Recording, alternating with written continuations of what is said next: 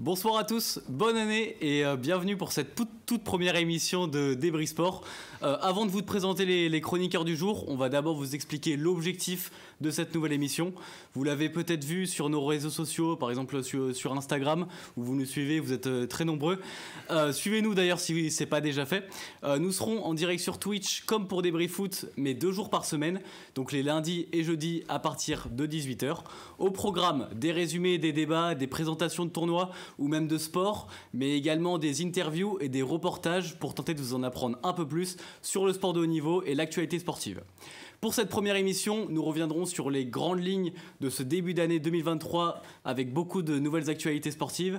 Comme pour Débris Foot, je suis toujours accompagné de Joris et de 3 chroniqueurs pour cette première partie d'émission, Louis, Axel et Théo. Bonsoir à tous les 4. Bonsoir à toi. Et oui, on va donc pour commencer faire le point sur différents sports et différents événements qui ont eu lieu dans ces différents domaines. Dans un second temps, on fera un point plus large, plus général sur le football avec par exemple l'affaire du président Le Graët et Zinedine Zidane. Et on va commencer, Louis, avec un petit point sur la NBA et même sur le basket en général. Ouais, on va commencer un peu par la France, on va parler de la Pro A. Alors la reprise s'est fait calmement avec mercredi un match de Roanne face à Limoges qui a été remporté de 1 point face à Roanne. Puis jeudi, Paris Basket a gagné contre Fos-Provence. Mais elle s'est fait aussi par l'Euroleague. Voilà, Monaco et Lyon qui ont perdu respectivement contre Belgrade et Anadolu Efes. Donc Monaco reste quand même 5e dans la poule d'Euroleague. Mais c'est compliqué pour l'Asvel par contre. L'Asvel est avant-dernière, donc on espère quand même, ou dans les places du bas-fond, mais on espère en tout cas qu'ils vont se relever comme ils l'ont fait en Pro A. Mais il y a aussi eu le All-Star Game. Alors voilà, ça fait depuis quelques années que ça se met en France. C'est la Team France qui a joué contre la Team Monde et la Team France a gagné 136 à 128 et le MVP c'est autre que Victor Wembanyama avec 27 points, 12 rebonds, 4 passes et 3 interceptions. Alors désolé, je te coupe Louis, juste est-ce que ce serait possible d'avoir le programme en bas du live ou pas, parce que je sais pas si c'est possible de faire ça en régie, si c'est pas possible c'est pas très grave, mais allez on continue pardon. Okay. Sinon pour les autres rubrique du All-Star Game on va dire, c'est Yves Ponce qui a gagné le Dunk Contest, donc un Lyonnais, TJ Campbell qui a gagné le Skills Challenge et Nicolas Lang qui a gagné le concours à 3 points. Sinon à partir samedi le championnat a vraiment repris avec 4 rencontres qui ont vu s'imposer Dijon, Limoges, Cholet et Strasbourg. D'ailleurs Limoges contre Strasbourg, contre Bourg-en-Bresse, excusez-moi. L'entraîneur de Limoges a fait des doigts d'honneur aux supporters de Strasbourg, ce qui fait beaucoup polémique. Voilà, donc je sais vous en pensez ce que vous voulez. Ce dimanche, c'est Dunkerque, Monaco et Le Mans qui ont gagné. Et ce soir, grosse affiche avec les Metropolitans 92 qui vont jouer contre l'Asvel.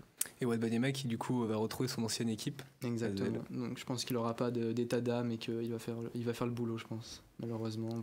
Et cette première saison de Wembanyama, du coup, dans sa nouvelle équipe, qu'est-ce que t'en penses ? Très très fort, il s'est concentré sur la Pro A, il n'a pas pris une équipe qui jouait l'Euroleague ni même l'Eurocup. Un choix peut-être intelligent pour éviter de se blesser, etc. avant la draft NBA. Et peut-être pour plus jouer en championnat et se concentrer et oui, comme tu l'as dit, pas se blesser. Oui, mais c'est peut-être le bon choix pour lui avant de partir du coup NBA. Et puis même il y a des joueurs super bons à côté de lui. Il y a Trendon Waters 3 qui a joué déjà en NBA à Boston. Hugo Besson qui a été drafté par Milwaukee l'année dernière au second tour. Il y a aussi le coach de l'équipe de France qui est... il y a vraiment une alchimie là-bas et je pense que c'était le bon endroit pour lui pour se développer et ça n'a pas d'impact sur son positionnement à la draft. Donc non, pour moi c'est un bon choix et on voit qu'il est épanoui là-bas. Et moi je pense que c'est surtout pour Vincent Collet qu'il y est allé. Parce que je pense qu'il a préféré aller être entraîné par Vincent Collet plutôt que l'Euroleague. Moi je pense que c'est un choix tactique plutôt que physique et sportif. C'est possible. Et est-ce que pour toi, du coup, c'est sûr à 100%, Victor Wembanyama sera le joueur numéro 1 de la draft ? Oui, un joueur comme ça, de 2m21, qui arrive à être aussi bon défensivement, offensivement, et offensivement sur toutes les palettes. Il est bon à l'intérieur de l'arceau, il est bon en dehors, il arrive à faire des handles comme un meneur. Pour moi, c'est un joueur comme on n'en a pas vu depuis longtemps, même qu'on n'a peut-être jamais vu. Donc, il y a Bol Bol en Amérique qui s'y rapproche. Enfin, si, oui, Bol Bol. Mais c'est un peu différent. Et puis, quand même, je pense qu'il sera numéro 1. Je vois pas d'autres adversaires que lui pour prendre cette place. Ouais, pour moi, il résume bien aussi le nouveau basket. De plus en plus, les grands qui prennent des initiatives, qui sortent, qui vont à 3 points, à 0 degré, qui mettent des 3 points à filoche. On n'a jamais vu ça, surtout dans les années 80, 90, 2000 même, c'était beaucoup plus rare. Là avec les Golden State qui ont carrément changé un peu le basket, bah là, pour moi, il résume bien ce nouveau basket. Un grand qui sort, qui shoot, rien de mieux. Ouais, vous avez parlé de son équipe, du coup, qui pourrait peut-être potentiellement espérer remporter la Pro A cette année, ou ça serait compliqué peut-être pour toi, Théo, contre Monaco ou les autres. Moi, je pense que Monaco, on le voit en Euroleague. Pour l'instant, je pense qu'il favorise un peu l'Euroleague, mais c'est des équipes comme l'Asvel qui mettent du temps à se mettre en route. Surtout que l'Asvel, ils ont ramené Geoffrey Lauvergne et ils avaient axé leur tactique sur lui, sauf que pas de chance, il s'est blessé 6 mois. Donc, je pense que ça va. L'Asvel, là, vu leurs résultats en Euroleague, ils vont essayer de remonter au classement en Pro A. Et surtout, ils ont perdu pas mal de joueurs aussi au mercato. Ouais. Par exemple, je pense à Strazel qui est parti à Monaco. Ouais. Et Okobo aussi. Et les deux, pareil. Et Monaco, je pense que je mettrais une pièce sur eux. Mais comme l'Asvel, je pense qu'ils vont remonter fort en fin de saison. Mais ça peut être un gros outsider, les Mets. Ouais. Louis, un petit point maintenant sur le championnat américain, la NBA. Ouais, la NBA, je vais parler des cartons offensifs surtout. Et puis Donovan Mitchell, messieurs, 71 points. On l'a tous vu. 8 rebonds, 11 passes. Incroyable. C'est incroyable. Très grand. Il égale David Robinson et Elgin Baylor qui ont fait eux aussi 71 points. Il n'y a que Will Chamberlain qui lui a fait 74, 73, 72 et le fameux 100 points. Kobe qui a fait 80 points et David Thompson qui en a fait 73. 71, en fait, ça paraît fou, surtout quand on regarde le champ, enfin, comparé au championnat français où parfois c'est une équipe qui arrive à 71 points, c'est impressionnant. C'est ce genre de performance qui nous fait dire que le basket c'est le plus individuel des sports collectifs, parce que son équipe a réussi à gagner. Même Luka Doncic qui met 60 points, 20 rebonds et 10 passes. Ça montre aussi, lui c'est un peu plus compliqué parce qu'il a réussi à arracher la prolongation à la fin. Et normalement quand tu mets 60 points, 20 rebonds, tu dois écraser l'adversaire en face en fait. Sauf quand il n'y a personne à côté. Ouais. Donc là, c'est Luka Doncic. Dinwiddie, Wood, c'est pas non plus personne. Donc il y a peut-être un problème de tactique et on met trop en valeur Luka, ou c'est lui qui se met trop en valeur tout seul. Après c'est un joueur exceptionnel, il le montre par les stats, etc. Il a été élu joueur du mois, on en reviendra, mais je trouve que être un meneur c'est aussi savoir faire briller les autres, et pour moi j'ai encore un peu du mal avec cette méthode Dallas, on va dire. Ouais. Mais sinon, pour continuer, du coup les Cavs se positionnent comme un sérieux candidat en play-off, un sérieux pour la gratter qui va peut-être faire du mal à des équipes peut-être aux Nets ou Boston, on verra. En tout cas, ils sont quatrième, comme on voit juste ici. Donc, ils affronteraient sûrement les cinquièmes, si je dis pas de bêtises. Ouais. D'ailleurs, pour revenir du coup sur les Nets qui jouaient contre les Heat hier soir, on a vu la blessure de Kevin Durant aussi. Ouais, donc c'est 2 semaines, là on sait. Ouais, ils vont le réévaluer dans 2 semaines et ils ont peur que ça se complique en 6 semaines de blessure, si j'ai bien compris. Qui est pourtant encore très très bon, Kevin Durant. Il fait une magnifique saison. Dans la course du MVP, tout simplement. Et son état de forme va aussi avec celle des Nets qui marche sur l'eau depuis je ne sais combien de matchs. 14-1 sur les 15 derniers matchs. Voilà. Ouais. À part contre les Bulls, c'est juste parfait en fait. Donc, après, c'était compliqué hier soir quand même contre les Heat. C'est passé de justesse. Hein. Ouais, mais après les Heat, c'est pas non plus. Oui, bien sûr. Voilà. Mais ils arrivent quand même à se sortir de situations compliquées. Et puis on le voit avec des joueurs comme Yuta Watanabe, Royce O'Neal, TJ Warren qui ont une sorte de je ne sais pas comment dire, mais de deuxième résurrection. Enfin, un renouvellement. Ils performent comme pas possible. Donc non, il y a quelque chose qui se passe. Jacques Vaughn fait vraiment un bon travail de groupe. Donc je pense que les Nets ont laissé derrière eux toutes les histoires de drama. Irving se concentre vraiment sur le basket et pas sur la terre plate. Donc c'est mieux pour eux. Sinon, Je voulais revenir, je crois, sur 2 joueurs qui t'ont particulièrement marqué en ce début d'année. c'est Doncic et Embiid qui ont été élus joueurs du mois. Donc Doncic, j'en ai un peu parlé avec sa performance face aux Knicks, 60-20. On voit les stats, hein, 60 si on peut points, peut-être pardon, l'afficher en grand écran, ouais, je crois que c'est bon. Mais C'est incroyable. ça, c'est juste, 2 candidats MVP. Donc Embiid qui lui reste sur ses standards de la saison derrière, meilleur scoreur, on le voit avec 35 points, 9 Et de rebonds. quelle nationalité, Joel Embiid? C'est un peu compliqué, faut lui demander, il est français, camerounais, américain, il peut peut-être trouver des origines espagnoles, pourquoi pas. Mais non, plus sérieusement, il est très très fort. Je trouve aussi Harden s'acclimate mieux dans cet effectif. Et il y a quelque chose qui se passe, et pareil, eux, ils peuvent chercher quelque chose après. Pour moi, c'est un avis personnel, mais j'ai du mal à voir Embiid aller chercher un titre dans sa carrière. Bon, après, là, on sort un peu du débat d'actualité, mais voilà, moi, c'est un avis personnel. Et en parlant de Luka, un super mois, son 60 points, 20 rebonds, 10 passes, je le ressasse, mais Historique. c'est vraiment historique. Ouais. Mais sinon, on va parler un peu plus des équipes qui sont moins en forme. Je veux parler des Warriors et des Suns surtout. Warriors qui, eux, ça fait depuis le début de saison qu'à l'extérieur c'est compliqué, mais là ils ont perdu face au Magic et face à Détroit qui sont normalement des équipes qui jouent le bas de tableau. Donc on espère un retour rapide de Curry et Thompson, mais il faut que des joueurs comme Kuminga, Wiseman prennent le ballon et tentent des choses. Jordan Poole, Curry manque beaucoup. on voit que c'est l'âme de cette équipe en fait. Donc, évidemment. c'est Après, on le compliqué. savait déjà avant sa blessure. Oui, mais là ça se voit mieux. Ouais, on va passer, désolé Louis, on va Ah, passer pas de souci, à la suite et on va faire un petit point sur le tennis du coup, parce qu'il s'est passé pas mal de choses en ce début d'année.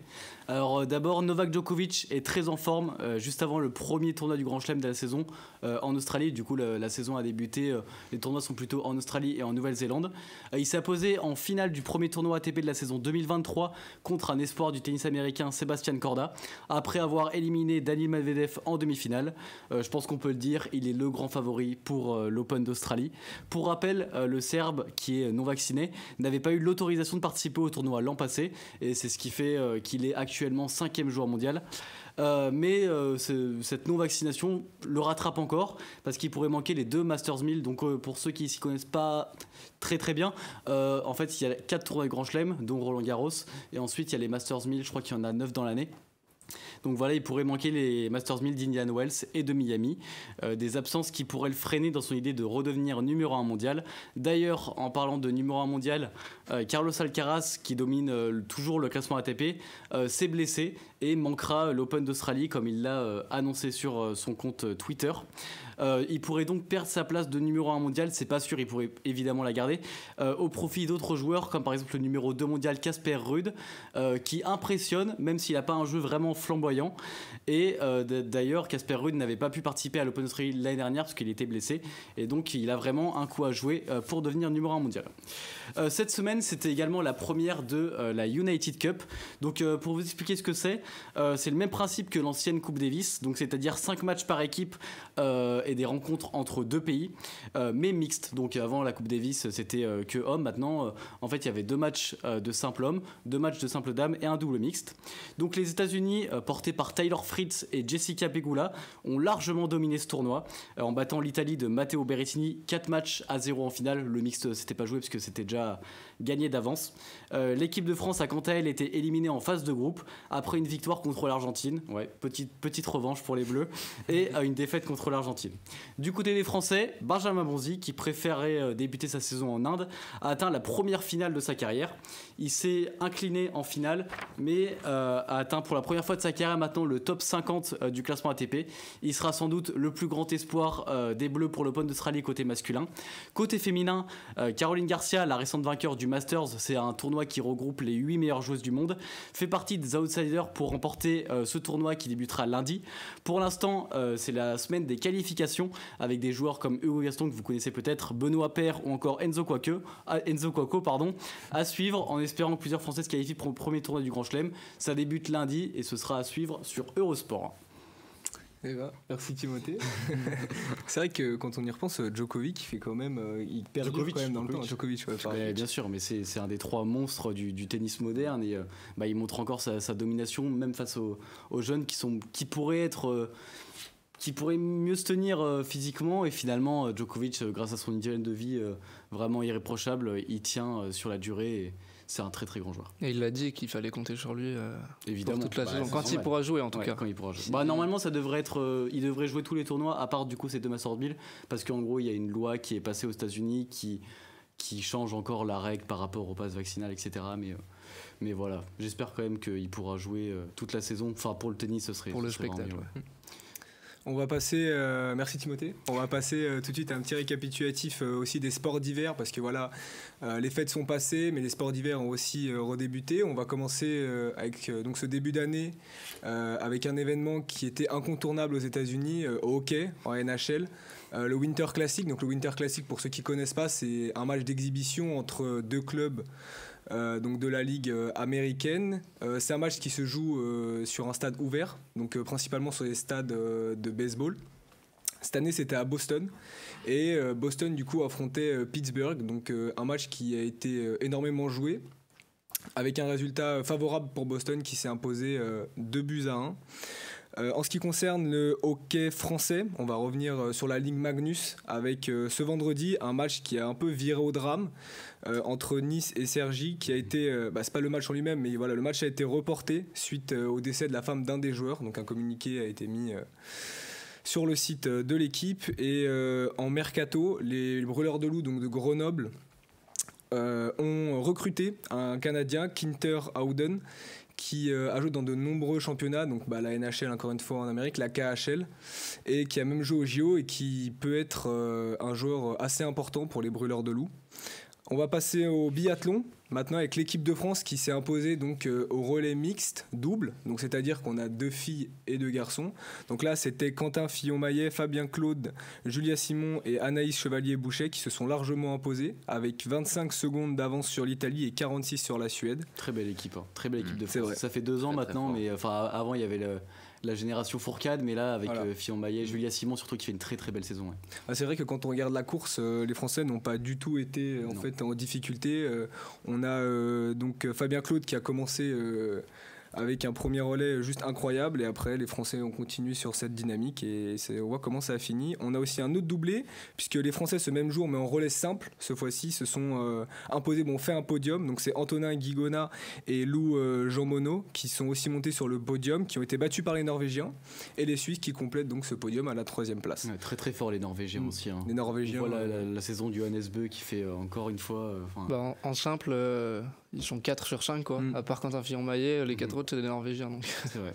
On l'a bien vu aussi, je crois que c'était il y a 1 ou 2 semaines sur la Mass Start au Grand Bornand, où ils ont aussi clairement fait 6 sur 8, 6 Norvégiens a eu premier, je crois, quelque chose comme ça, c'est incroyable. Et on va passer maintenant au ski alpin avec encore vainqueur à Kranjska Gora en Slovénie, avec l'américaine Michaela Schifrin qui égale du coup le record historique de Lindsey Vonn en décrochant une 82e victoire en Coupe du Monde. C'est elle va sûrement le dépasser du coup sur les prochaines courses, parce que clairement elle est sur une dynamique depuis 5 ans qui est juste incroyable. Elle est première au classement général et se rapproche donc de plus en plus de son 5e globe de cristal qu'elle disputera lors de la Coupe du Monde à Meribel entre le 6 et le 19 février. Quant à Tessa Worley, donc pour les Françaises, les débuts sont toujours compliqué, et ce week-end encore, donc la Française n'a pas été dans le rythme des leaders, elle se situe en dessous du top 10, elle se positionne cependant à la 8e place du classement général, mais c'est encore compliqué pour la Française. Et en ce qui concerne du coup les hommes, Marco Odermatt, le Suisse, est encore impérial ce week-end, intouchable, qui domine encore ses autres concurrents en décrochant une 17e victoire. Il repousse son principal concurrent Henrik Kristoffersson à plus de 70 centièmes, et Alexis Pinturo termine lui 6e, mais se sent de plus en plus en forme sur cette saison. On sent qu'il a une montée en puissance, et on a hâte de l'avoir du coup sur la Coupe du Monde à Meribel. Grosse inquiétude aussi pour le skieur français Victor Muffa-Jandek, qui a chuté et qui s'est gravement blessé, mais vous aurez plus de précisions plus tard. Si je peux juste rajouter quelque chose, ce week-end il y a l'étape à Wengen en Autriche. C'est la plus impressionnante, celle qu'il faut regarder si on n'aime pas le ski ou si on ne s'y intéresse pas. C'est vraiment celle-là qu'il faut regarder. Oui, il y a des gens qui vont à 140 entre les rochers. Ce sera en clair sur la chaîne de l'équipe. Eurosport. Et donc le 13 janvier, on commence avec le Super G pour Wengen. Ouais, très bien. Voilà. Ensuite, on va passer sur le point rugby du coup avec toi, Axel. Tu peux nous parler déjà un peu du top 14, peut-être le championnat français. Ouais, alors des matchs sont faits ce week-end, tous les matchs, aucun résultat ne m'inquiète, hein, sauf un. Voilà, je vais vous parler forcément du Stade Rochelet, 30-7, le Stade Toulousain qui sont pourtant premiers du championnat. Voilà, sous la pluie, sous un torrent de pluie dans le Stade Rochelet, ils viennent écraser cette équipe du Stade Toulousain avec le bonus défensif. Alors si vous connaissez pas le bonus défensif, en fait c'est quand on encaisse moins ou alors égal à 7 points. Et en fait, vous avez bonus défensif, donc plus 1 point au classement. Et là, ouais, ils ont tout simplement écrasé Toulouse. Ils n'ont rien pu faire. 3 pénalités pour Antoine Astoy, qui est demi d'ouverture du Stade Rochelet. Voilà, le Romain Sazi, le deuxième de ligne, l'international français qui vient inscrire un premier essai, toujours transformé par Antoine Astoy. Ensuite, Pierre Boudéan, un ailier aussi, qui vient inscrire un bel essai. Sur un super mouvement de balle du Stade Rochelet. Petit espoir pour les Toulousains avec Arthur Retière, demi de mêlée, qui vient inscrire aussi un essai. Bon, là c'était un petit peu au forceps, mais bon, ils y sont arrivés quand même. Et puis fin des espoirs avec Kyle Atterel, sud-africain, 3e ligne, qui vient inscrire un dernier essai qui clôt totalement les débats. Mais Toulouse qui est toujours en tête du classement voilà, de la top Toulouse 14. qui est toujours en tête et Stade Rochelet qui prend une place du coup. Voilà, les tenants du titre de la Champions Cup face au Leicester qui sont toujours là. Et voilà, ils sont sur une belle série, il me semble. On peut peut-être voir le classement du top 14 si possible. Voilà, très bien, merci. Ils sont sur une belle série, 11 sur 12. Voilà, ils sont proches maintenant du top 2. C'est très serré et je pense qu'on va avoir des surprises. Après le Stade Toulousain, forcément ils avaient Antoine Dupont qui n'était pas là, Cyril Bay sur le banc, donc forcément ça crée des manques, voilà, surtout quand un des meilleurs joueurs du monde, Antoine Dupont, n'est pas là. On espère qu'il n'aura pas de problème pour le tournoi destination. C'est combien d'internationaux français à Toulouse? Combien d'internationaux français? Il y en a 7. Alors comme ça vous les citez, j'avoue que c'est compliqué, mais je sais qu'il y a Cyril Bay, Ntamak, ils ont eu un gros effectif quoi. Ouais, exactement. Ouais, bon. Gros effectif, merci. Est-ce que tu as peut-être d'autres trucs à rajouter, peut-être sur le tournoi destination qui arrive sur le très tournoi rapidement. destination, effectivement, qui arrive très rapidement. Je pense que ça va beaucoup nous intéresser, surtout pour un choc Irlande-France. Voilà, qui actuellement l'Irlande est premier au classement de toutes les équipes mondiales en général, et la France est 2e.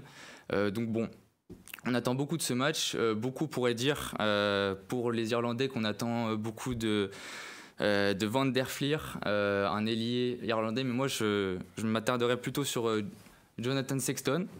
Alors, beaucoup le connaissent, 37 ans, énormément d'expérience. C'est la référence de l'équipe d'Irlande depuis des années. Même un des meilleurs joueurs du monde de tous les temps d'ailleurs. Oui, vainqueur de la Coupe d'Europe avec Leicester en 2009, 2011, 2012, 2018. Vainqueur du tournoi destination 2014, 2015, 2018. Un vrai palmarès. Voilà. Et puis surtout meilleur joueur du monde en 2018. Il a tout remporté, c'est absolument exceptionnel. Et bien sûr, donc pour moi c'est le joueur à suivre du côté irlandais, mais du côté français, beaucoup pourraient penser à Antoine Dupont, ce que je comprends. Moi je vais plutôt vous parler de Greg Aldrit, donc avec le Stade Rochelet qui a remporté la Champions Cup. Donc lui, voilà, c'est un tournoi destination avec le Grand Chelem avec la France l'année dernière.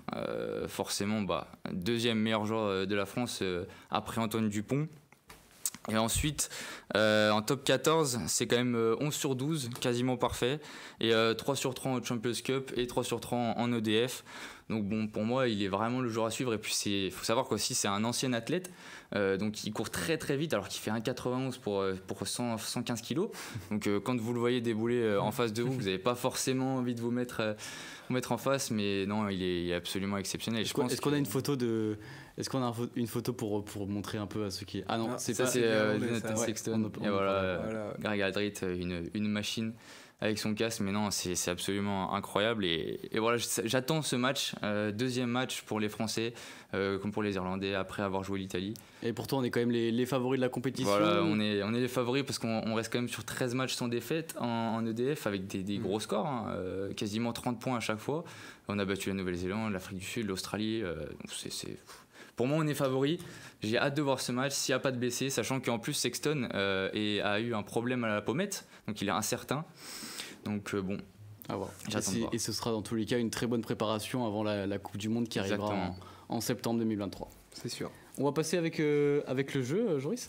Ouais, donc on va commencer, pour conclure cette première partie. C'est ça. On va commencer, du coup, j'en ai parlé de la fracture du skieur Victor Mufajandé lors des championnats du monde de ski alpin ce week-end. Est-ce que vous savez, du coup, à quel endroit il s'est fracturé ce week-end ? Il y a plusieurs parties du corps.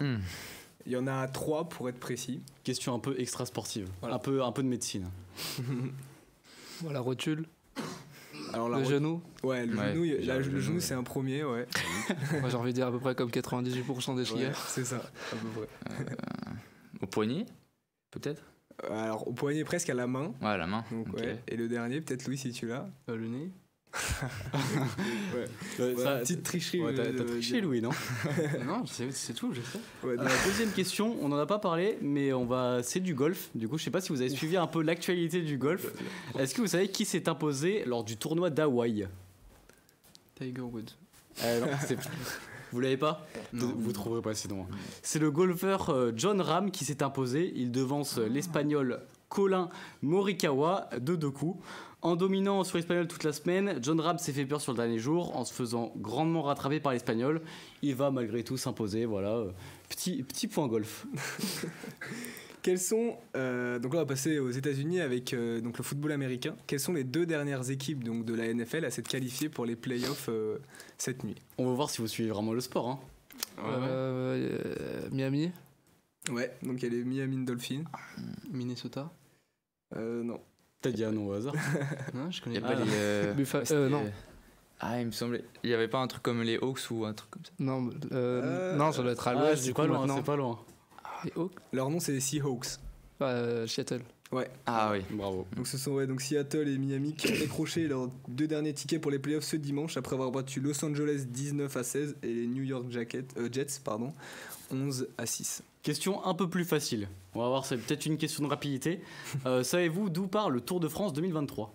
Bilbao. Voilà, Bilbao. Bonne réponse, Louis. Et ce sera la première fois depuis 1992 que le Tour de France partira d'Espagne.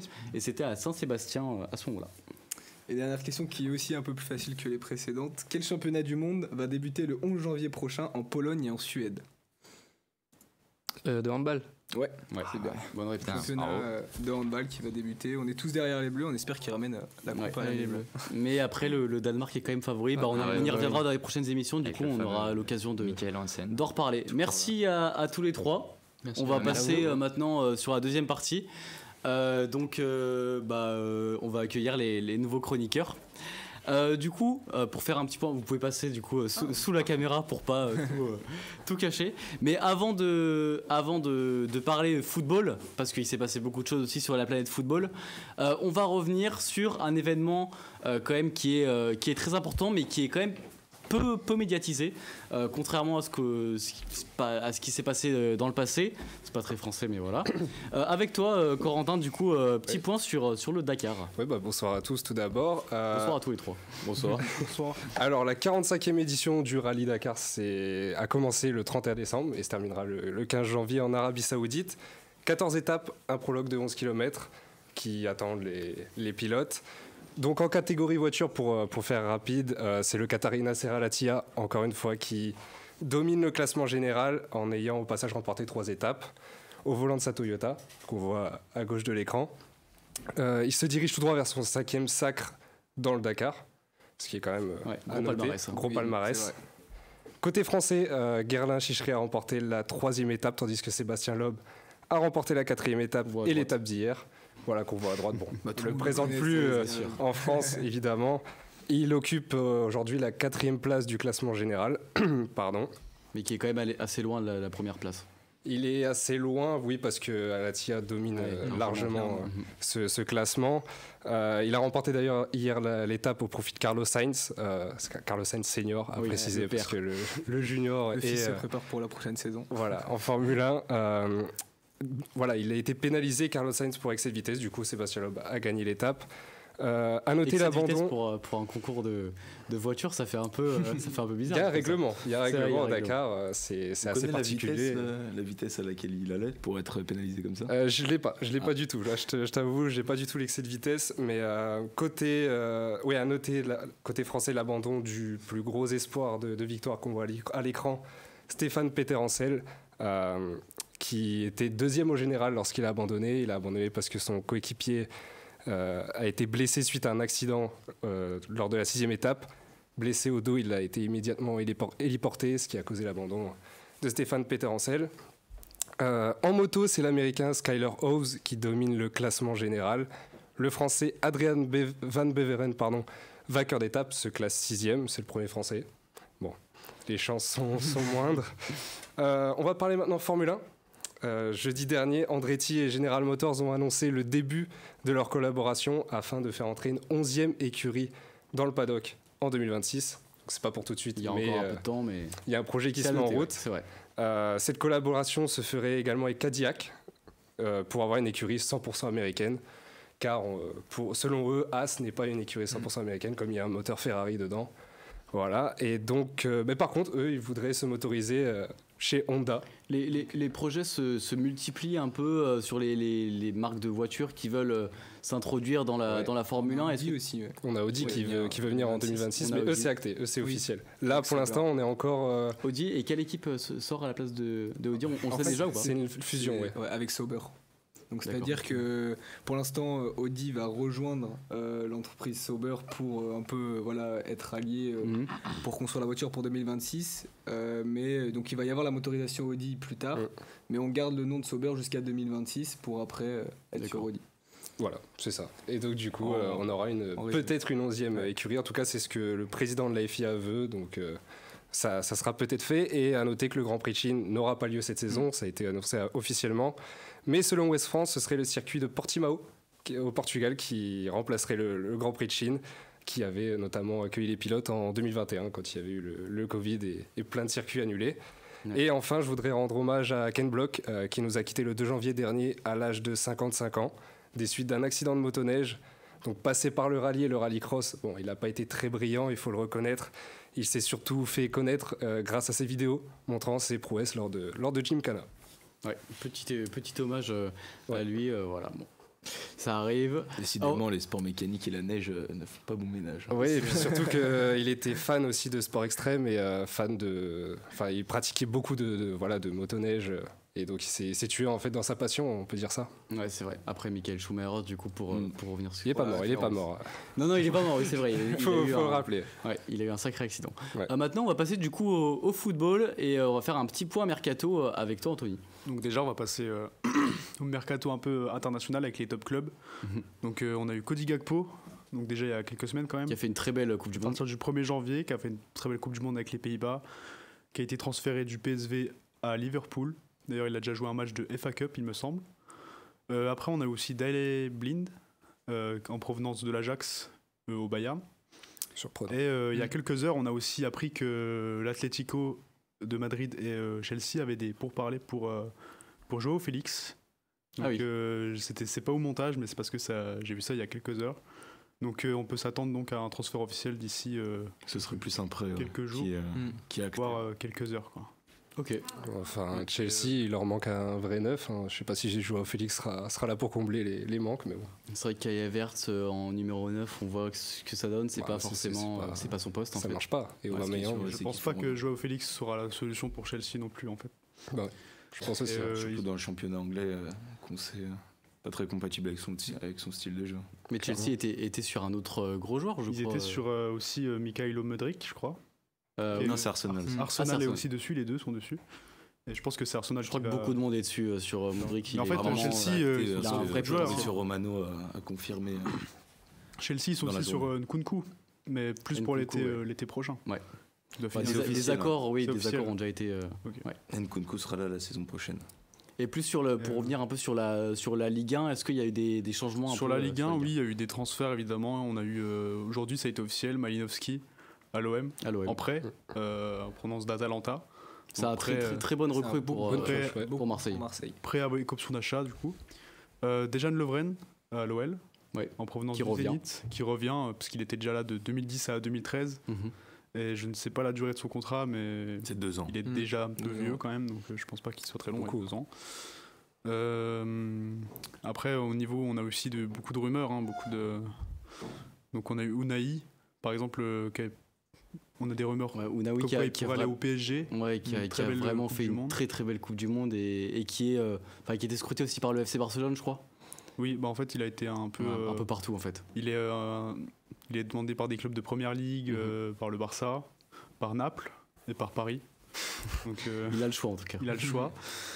Alors qu'il jouait il a quand même un parcours, Louis nous l'avait rappelé pendant une émission de Débris Foot, mais il a quand même un parcours assez atypique et après il s'est révélé un peu tard à Angers et donc ça serait vraiment Je pense qu'il mérite en tout cas un top club. Moi je le vois bien aller à Naples, j'aimerais bien qu'il aille à Naples. C'est Naples qui tiendrait la corde. Parce que le PSG, je pense pas que ce soit fait pour lui, Non, et encore moins des clubs de Première Ligue. Ouais, Naples c'est peut-être une bonne option, surtout qu'ils font une très très bonne saison, ils sont encore en tête de la Serie A, c'est vrai que ça pourrait être... Ouais, puis au PSG, ils ont déjà assez le milieu de terrain, s'il va là-bas, il va finir comme Ekitike, quoi. C'est ça.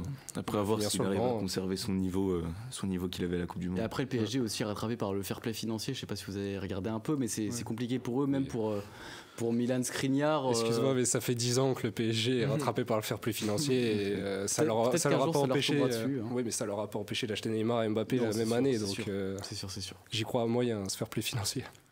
Après, on a aussi Andy Delort qui veut quitter Nice. On ne sait pas encore pour où. Il y a eu des rumeurs à l'OM, des rumeurs comme quoi il pourrait quitter la Ligue 1. Le problème de Nice, c'est qu'ils ont beaucoup de numéros 9 et avec Dolberg aussi.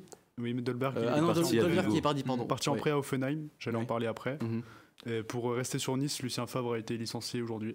Oui, et puis d'ailleurs, du coup, Delors partirait peut-être pas parce que c'était un conflit qu'il avait eu avec Lucien Favre. Donc peut-être qu'il y aurait un revirement de situation dans ce dossier, mais en tout cas, c'est encore assez flou pour l'instant. Et sinon, on a aussi Dango Ouattara, joueur de Lorient, qui est très demandé par des clubs de Première Ligue, dont Everton, ou encore, il me semble, faut pas que je dise de bêtises, Leicester. Possible, je crois. Et le gros transfert de cet hiver, du coup, parce que évidemment, on va y revenir. Cristiano Ronaldo à Al Nasser, club d'Arabie Saoudite. Au début, c'était que des rumeurs. Ça s'est avéré officiel fin décembre. Et voilà, ça peut faire débat, je pense. Est-ce que la carrière, est-ce que sa carrière est terminée? Vous avez juste oublié un truc, il y a Badiachil qui est arrivé à Chelsea. Badiachil à Chelsea, bien sûr, il est grosse recrue. Je pensais que vous parliez de celle-là. Aussi, mais oui, Badiachil à Chelsea, c'est un gros prix. J'ai plus le 40 millions. 40 millions, ouais. Il va bien mettre des grosses sommes quand même. Pour un 5e central remplaçant, ça fait quand même. Non, il jouera, je pense. Il a un bon niveau, quand même, il faut le reconnaître. Tu le mets devant Fofana, Thiago Silva, Kalidou Koulibaly et Trevoh Chalobah. Fofana quand il se blesse. Ah oui, non, mais par contre, quand Fofana est. Oui, quand Fofana est présent. Il est intouchable. Ouais, je suis d'accord, mais bon. Dans une défense à 3, ça peut le faire. Pour revenir sur Cristiano Ronaldo, du coup, on a aussi, on connaît son salaire mirobolant, je crois il est à 630 millions sur 3 ans ou c'est quelque chose comme ça. 200 millions par an. 200 millions par an, donc voilà, c'est difficilement faisable. Ouais, un petit salaire. C'est assez incroyable. Après, il jouera pas la Ligue des Champions. C'est un choix de carrière qui est discutable. Vous pouvez penser ce que vous voulez, mais est-ce que pour vous, ce transfert de Cristiano Ronaldo à Al Nasser, du coup en Arabie Saoudite, signe sa fin de carrière? Anthony, pour toi, c'est clairement oui? Pour moi, une page se tourne clairement. Sa carrière en Europe est terminée. Il est passé par les plus grands clubs. Il n'a rien à envier aux autres carrières. En fait, il est passé par Manchester United, il est passé par le Real Madrid, par la Juve. Il a gagné 5 Ligues des Champions. À un moment donné, il faut tourner la page. Et pour moi, Al Nasser, c'est un... Je connais pas trop le championnat d'Arabie. Ils sont leaders du championnat. Mais ça reste un club où il y a eu des joueurs comme Aboubakar qui ont pu s'illustrer là-bas. Et c'est bien pour lui à son âge, quoi. Et il jouera avec d'autres joueurs comme Luis Gustavo ou David Ospina. Talisca, très fort. Par Rudy Garcia, ancien entraîneur. Très grand entraîneur. Par contre, pour toi, Corentin, ça signe pas la fin de sa carrière. Il pourrait peut-être retourner en Europe, d'après toi, ou pas du tout? Non. Par contre, l'Europe, il l'a bien dit, c'est terminé. C'est pour ça là où je te rejoins, Anthony, c'est que une page se tourne pour de vrai. Après, il avait aussi démenti qu'il allait pas à Nasser aussi. Oui, aussi. Mais parce qu'il y a aussi les rumeurs avec Newcastle pour l'année prochaine. Mais je crois que ça a été démenti par l'entraîneur de Newcastle qui a dit non, pas du tout. Il n'était pas au courant de ça. Après, j'ai envie de vous dire qu'il a pas eu trop le choix d'aller à Al Nasser en fait. C'était soit ça, soit un club du Brésil. Le problème, c'est qu'il voulait pas baisser son salaire. C'est ça qui a fait qu'au final. C'est compréhensible. C'est Cristiano Ronaldo quand même. On parle pas d'un petit joueur. C'est Cristiano Ronaldo, mais c'est pas le Cristiano Ronaldo d'il y a 2017 ou. Ouais, mais il a plus la même valeur financière. Je vous trouve quand même sévère parce que je vous rappelle la saison dernière qu'il fait. S'il est pas là, Manchester United est au fin fond de la première ligue, au fond du frère. On peut regarder sa saison et même sa Coupe du Monde avec le Portugal, le niveau. Mais pourquoi, à ton avis? C'est-à-dire il a eu des problèmes personnels. Voilà, il a eu des problèmes personnels. En août, il perd sa fille, je crois que c'est en août, où il perd sa fille tragiquement. Donc il y a ça. Ensuite, à Manchester United, il se plaît plus parce que le vestiaire ça va pas, le coach, changement de coach. Alors là, c'est sur le banc. C'est catastrophique. Tu passes de Rangnick à Ten Hag où c'est les deux mêmes quoi. C'est catastrophique. Bon, Ten Hag un peu mieux quand même parce que là, on voit que les résultats sont là, mais la relation en tout cas entre les deux. Manchester qui est 5e championnat. Quatrième. À égalité avec Newcastle, mais. Oui, non, pour moi, c'est pas sa fin de carrière dans le sens où il veut se lancer un nouveau défi, il va encore gagner des trophées, il a encore un bon niveau, une bonne forme physique pour un gars de 37 ans. Ça, c'est sûr, c'est pas mal. J'ai jamais dit le contraire, juste pour moi, il a pu vraiment peut-être le niveau de s'illustrer dans les grands championnats comme la Première Ligue. Je suis désolé, c'était quand même un poids cette saison pour Manchester United. Mais cette saison, parce qu'il y a eu le vestiaire, il y a eu les problèmes en interne. T'enlèves les problèmes en interne, c'est pour ça que là, à Al Nasser, pour moi, il va briller dans le sens où, regarde, t'as vu l'arrivée. Oui. Tu vois qu'il est aimé partout, tu vois que son coach, il l'aime. Donc je pense que quand il est aimé, Cristiano sait faire des bonnes choses. Et quand il était à Manchester, on a vu que ça n'a pas marché parce qu'il ne se sentait pas aimé. Là, il va se sentir aimé, vous allez voir. Il est retourné au Real de base. Ouais, il s'était entraîné à Valdebebas. Ouais, c'est ça. On verra bien son premier match, je crois que ça doit être en fin de semaine. À voir, parce qu'il y a aussi sa suspension par rapport au fait qu'il est cette cassé. Semaine, là, les deux matchs ont été. Il a déjà joué. Là où il ne joue pas, et puis après. Puis aussi le match amical. Contre le Paris Saint-Germain. Le 19 janvier. On y reviendra dans les prochaines émissions. On va passer du coup à l'info qui nous a évidemment. Qui nous est arrivée hier avec les interventions. Un peu bizarre, si on peut dire ça comme ça, de Noël Le Graët. C'est même pas Est-ce que tu as un petit mot à dire, je crois, Corentin, sur cette affaire avant de débuter un débat? Un mot, plusieurs mots, oui. Pardon, juste pour rappel, pour ceux qui habiteraient sur une autre planète, Didier Deschamps, du coup, est prolongé jusqu'en 2026. Et du coup, le cas Zidane, on ne sait pas trop où ça va aller, finalement. Non, je voudrais juste dire que tout le monde a été choqué par les propos qu'il a tenus hier, tout le monde est choqué aujourd'hui. Pour moi, c'est logique. C'est-à-dire que ça fait 2 ans, ou voire même plus, parce qu'on remonte au cas Benzema, que Le Graët est en totale roue libre.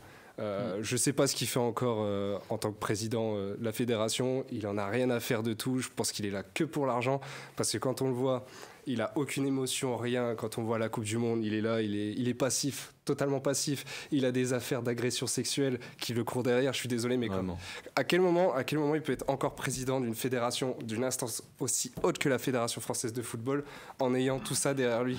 Là, il a un audit demain. Pour justement toutes les affaires. Ça va être normalement, je sais pas ce que vous en pensez, mais pour moi ça signe un peu sa fin de mandat, on va dire. Il y a la ministre des Sports qui est plus avec elle. Il y a aussi le Real Madrid qui a réagi, si on peut peut-être voir son communiqué rapidement. Le Real Madrid regrette les déclarations malheureuses du président de la Fédération française de football, Noël Le Graët, à propos de Zinedine Zidane, l'une des plus grandes légendes du sport mondial. Ces mots impliquent un manque de respect envers l'une des figures les plus admirées par les fans de football du monde entier, et notre club s'attend à une rectification immédiate. Les déclarations du président de la Fédération française de football sont très inappropriées, comme celle qu'il tient également à propos de notre capitaine Karim Benzema, Ballon d'Or 2022. Oui, et puis j'en ai marre aussi, c'est son hypocrisie en fait. C'est-à-dire que là, ce matin, il s'est excusé, mais pour moi, c'est une excuse. Il n'avait pas le choix. Il n'avait pas le choix. Il a dire aussi, quand il me semble c'était en décembre, avant la Coupe du Monde en tout cas, que si Deschamps n'arrivait pas en demi-finale, le Zidane serait le premier à qui il aurait fait appel. J'allais en parler justement, mais hypocrite. C'est pour ça que je dis que c'est un hypocrite, parce que il disait comme quoi Zidane allait remplacer Deschamps. Au final, il retourne sa veste en disant comme quoi il aurait même pas répondu à son appel. Non, mais vous vous rendez compte de la déclaration? On parle de Zinedine Zidane, la légende du foot qui est destinée, on le voit là. C'est lui après Deschamps ou rien. C'est personne d'autre. Il y a que lui. Mais Deschamps a son contrat, et d'ailleurs on va y venir sur un nouveau débat. Croyez-vous en la France pour l'Euro 2024 en Allemagne? Valentin, je te laisse ouvrir. Toi, tu penses que oui, la France peut remporter cet Euro? Ouais, totalement. Je pense que la défaite là contre l'Argentine, même si j'aime pas trop parler de ça, nous donne des ailes. C'est de l'expérience. On est 2 fois quand même en finale en finale de Coupe du Monde, pardon. On a un effectif qui est pas du tout vieillissant, qui mélange talent et expérience, qui peut emmener tout simplement très loin encore. Puis avec Didier Deschamps, on sent qu'il y a un groupe, une énergie positive qui se dégage de ce groupe. Puis il y a des superstars qui montent en puissance. Non, pour moi, tous les voyants sont au vert. On verra les matchs amicaux, mais après, comme on l'a vu là, avec la Coupe du Monde, les matchs amicaux et les défaites qu'on a eues avant, ça n'a pas vraiment impacté le jeu de l'équipe de France. Donc non, même si on aura des Pogba, des Kanté, des Griezmann vieillissants, on aura des Upamecano, Konaté, Camavinga, Tchouaméni qui vont émerger justement, qui vont prendre des minutes. Et qui attaque Nkunku, Kolo Muani, ouais. Puis Mbappé qui sera évidemment, ouais. Au pic de sa carrière. Corentin, toi au contraire, tu penses pas en l'équipe de France de Didier Deschamps? Enfin, tu crois pas en oui et non, parce que j'ai quand même envie d'y croire, parce qu'à chaque fois il a les résultats, mais le jeu n'y est pas. Et je voulais juste te dire sur ton propos, qu'est-ce qui t'a rassuré dans cette finale? T'as 80 minutes. Non, mais je te parle pas de la finale. C'est un coma. Je te parle vraiment de toute la compétition, de l'énergie et tout ce qui se passe. Et même de la révolte. Moi, je peux dire, on peut les battre. La révolte, elle s'est faite par 2 joueurs, Kolo Muani et Mbappé. Le manque d'expérience s'est fait ressentir quand on voit les prestations de Dembélé et Hernandez. Et pour moi, ça a vraiment flingué la finale. Il manque d'expérience. Il est quand même là depuis 5 ans. Il manque d'expérience. Il n'a jamais connu le très très haut niveau. Combien de finales de Ligue des Champions il a fait? De demi-finales des... Moi, je te parle de moments cruciaux, de moments importants. Ah oui. Il était là. Il a fait des très belles saisons. Il a été blessé 80% du temps. Ouais. Alors il marque contre Vigo, Non, je vais me faire. Il a marqué hier contre l'Atlético. Oui, non, mais il est très bon. Il est très bon. Juste, je veux le voir dans les grands moments. Et il n'a pas ça encore. Ah, mais je suis entièrement d'accord avec toi. Il n'a pas ça qui joue en sa faveur. Il n'a pas le niveau pour être titulaire. Mais j'adore Dembélé et loin de moi l'envie de le critiquer.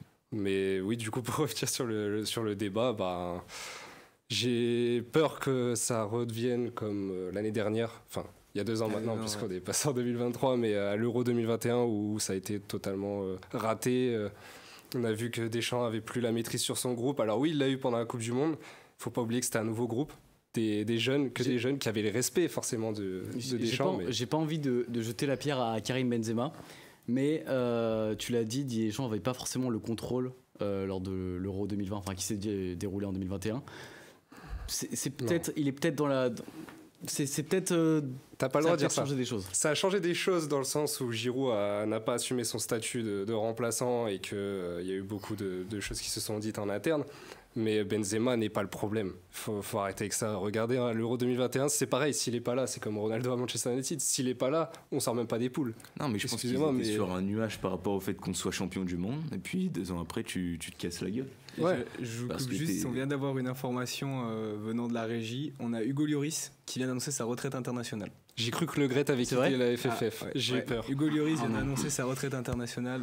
Mike Maignan maintenant à la porte grande ouverte. J'ai envie de dire, Mike Maignan, de toute façon, je pense qu'il est en train de passer petit à petit devant Hugo Lloris. Un peu surpris quand même. Ouais, vraiment. On attendait à l'Euro 2024. Après, est-ce qu'il a aussi suivi du coup avec les propos de Le Gret, il s'est dit, du coup avec ça, voilà. Possible, parce il n'a pas envie de se mettre dans l'engrenage. C'est ça.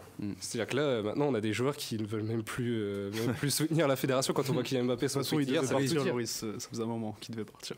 Ouais, Lloris. Bon, non, il a quand même fait une belle Coupe du Monde. Oui, clairement, mais là, le problème, comment on a perdu, c'était sur les pénaltys. Ah, ça, je suis d'accord. On y reviendra une autre fois. On va finir avec la Coupe de France. Parce que Corentin, tu as eu une petite interview d'un joueur. L'OL, en fait, on est un peu pris par le temps. On le fera lors de la prochaine émission et on parlera de la situation à l'Olympique Lyonnais. Du coup, oui, Corentin, tu as eu t'as eu une interview d'un joueur qui a disputé la Coupe de France et qui a gagné son match. Ouais, alors j'ai eu l'interview d'un joueur du FC Strasbourg Königshofen. Alors je vais juste donner d'abord les résultats qui se sont passés bien sûr. Très rapidement dans les 32e de finale. Donc alors les cartons du week-end, Annecy qui a battu Villerupt 6-1, Reims Lune Plage 7-0 pour Reims, Lorient a battu la Châtaigneraie 6-0, Toulouse Lannion 7-1 pour Toulouse. Dans les autres résultats, mais c'est la Coupe de France. C'est la Coupe de France, voilà. C'était mais des surprises aussi. Des grandes différences de niveau. Et concernant les autres résultats, donc le Paris FC a gagné 3-1 face à Valenciennes, Grenoble 1-0 face à Nice, Grasse a gagné contre la Tamponnaise, Lyon 2-1 face à Metz, l'Inas Montlhéry a perdu face à Lens à domicile 2-0, Granville a été battu par Niort 3-0, le Stade Plabennecquois a gagné 2-0 face à Val. Il y en a beaucoup. C'est beaucoup de matchs. C'est les 32e encore. C'est les 32e, voilà. Jura Sud a failli créer la surprise face à Ajaccio, mais finalement ils se sont inclinés 2-1. Belfort a gagné face à Saint-Quentin 3-1. Chambéry a gagné 3-1 face à Aubagne. Vierzon a gagné 2-1 face à Avoine-Chinon. Et ensuite Strasbourg a été battu par Angers. Grande surprise. Au tir au but 5-4. Châteauroux a tenu tête au PSG. Ils avaient égalisé. Vrai, oui. Mais ils menaient au score. Ils menaient au score, pardon. Oui. Ils ont marqué le premier but. Ils ont marqué le premier but et puis le Paris Saint-Germain a renversé Châteauroux 3-1. Avec une compo vraiment bis avec Ekitike en meilleur joueur. C'est la Coupe de France, bon. C'est normal, c'est les 32e. Alors, on a Bastia qui a battu Évreux 4-3 au tir au but après un match nul 1-1. Brest qui a gagné 2-0 face à Avranches. Marseille 2-0 face à hier après un rouge. Bon, je ne sais pas si vous avez vu l'action, mais très justifié.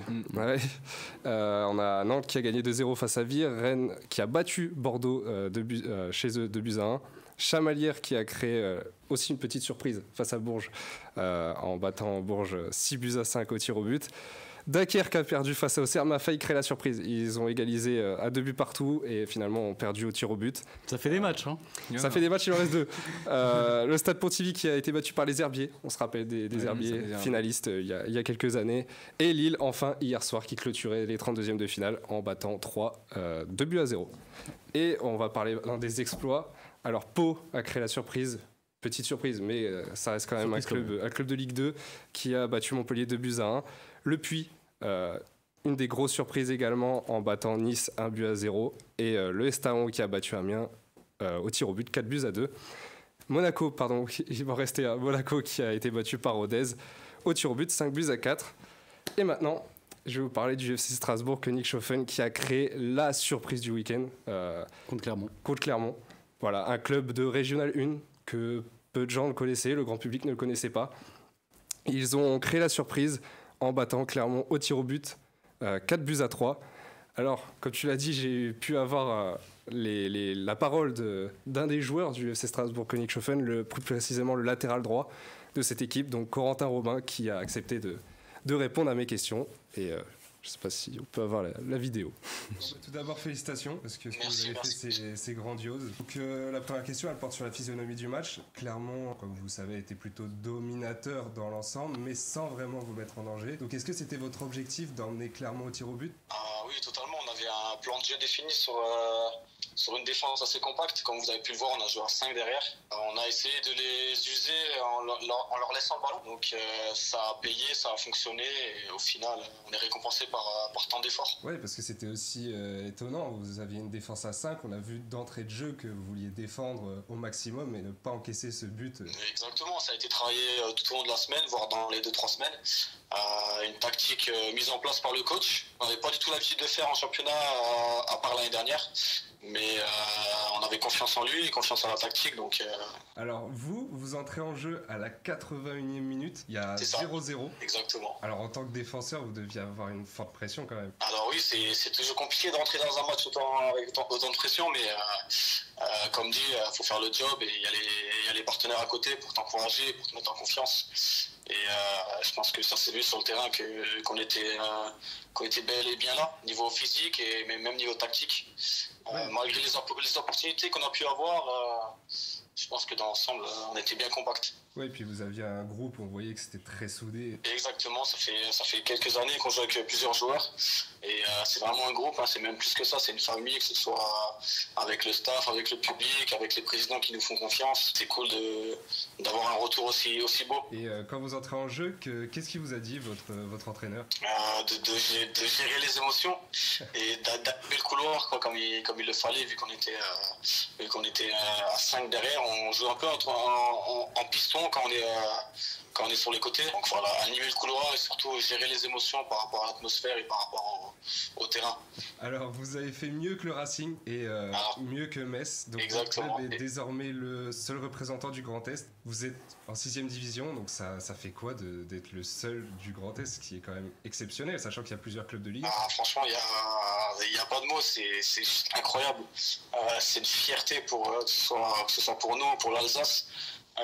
Comme quoi on était un jeune club de quartier, qu'on a fait une fusion avec l'Olympique et Königshofen, et du coup on représente l'Alsace et c'est un bonheur pour tout le monde, on est tous récompensés. Et j'ai vu en me levant ce matin que la une de l'équipe vous mettez en avant.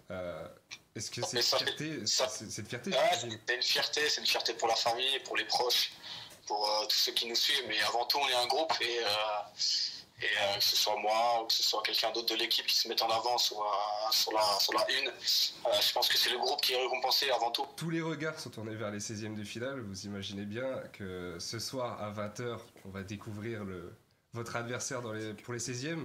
Est-ce que vous êtes plutôt pour affronter un gros club de Ligue 1 ou plutôt un club abordable, même si le mot est compliqué puisque vous avez quand même réussi à battre Clermont? Mais est-ce que vous êtes plutôt pour une Ligue 1 ou plutôt pour une division inférieure? Comme vous l'avez dit, sur un match de coupe, tout est possible. On est excité de pouvoir jouer un gros club de Ligue 1, mais notamment d'aller le plus loin possible. Donc on est un peu mitigé, mais avoir une belle affiche, pouvoir jouer dans le grand stade de la Méno du Racing Club de Strasbourg, je pense que c'est aussi un objectif pour tout le monde. Donc on est mitigé. On aimerait bien aller le plus loin possible et quand même taper un très gros club. Si le PSG tombe, ça vous tente? Bien sûr, c'est un rêve de gosse. Le PSG, c'est la plus grande équipe de France. Ils sont au top depuis des années et c'est vraiment un rêve de petit garçon que j'ai de pouvoir jouer contre le PSG un jour dans ma vie. Et pourquoi pas? Voilà, pourquoi pas rêver. Bon, j'ai une dernière question. Ça porte sur le championnat en Régional 1. Alors, vous êtes 2e de votre poule, si je ne me trompe pas. C'est ça, exactement. Donc là, on peut se dire qu'après le match que vous venez de faire, la montée est indispensable. Ah oui, bien sûr, on a des objectifs en tête. On s'est dit que la Coupe de France restait un bonus, mais l'objectif du club, c'est de monter dans l'élite, donc rejoindre la Nationale 3 l'année prochaine, et pourquoi pas avoir des plus gros objectifs année après année. Et voilà, on essaye de faire le meilleur. Et donc le FC Strasbourg-Königshofen, qui, on l'a appris hier soir, affrontera Angers en 16e de finale. Ouais. Merci Corentin, je suis désolé du coup Valentin, on va pas pouvoir faire ta rubrique parce qu'on est un peu pris par le temps. Jeudi on vous attend. Jeudi, voilà. Avec toutes les affiches aussi de la Coupe de France et le point de Valentin.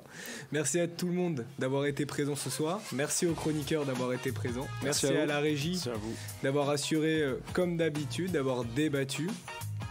Continuez à nous suivre sur les réseaux sociaux et à réagir du coup toujours sur les émissions ou sur les réseaux sociaux, à nous dire qu'est-ce qu'on pourra améliorer. L'objectif c'est aussi de s'améliorer à chaque émission, donc on espère que ça vous plaira quand même. Et n'hésitez pas aussi, si vous avez remarqué des choses, si vous voulez des choses en plus ou quoi sur les directs, on vous écoute. Franchement, envoyez-nous un message sur Instagram et on peut vous répondre, on peut en discuter. C'est voilà, très sympa. Voilà, merci encore de nous avoir suivis. Et puis on se retrouve jeudi encore à 19h, puisque voilà, on a encore pris un peu de retard avec les cours. Mais voilà, donc on se retrouve à 19h jeudi. Bonne soirée. Merci à tous, bonne soirée. Salut.